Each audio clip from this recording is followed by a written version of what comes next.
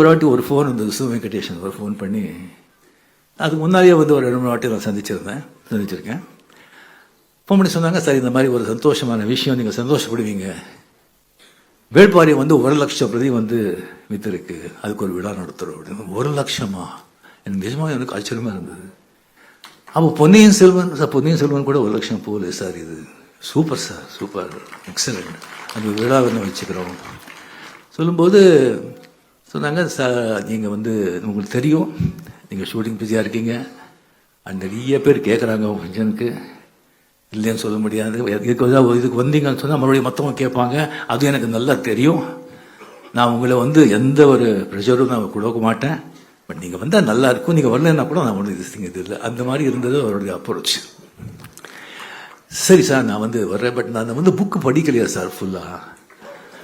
25% தான் நான் படிச்சிருக்கேன், ஃபுல்லாக அது ஏன் படிக்கலைங்கிறது நான் அப்புறம் சொல்கிறேன்.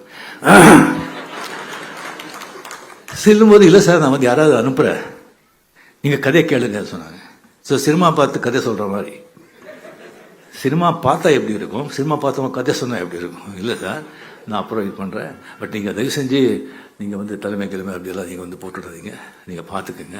நான் இங்கே வந்து வந்திருக்கவங்கெல்லாம் நீங்கள் வந்து பார்த்தா நல்லா தெரியுது, எல்லாம் வந்து வாசகர்கள், எல்லாம் வந்து இலக்கியவாதிகள், பெரிய வந்து லர்னட் பீப்புள்.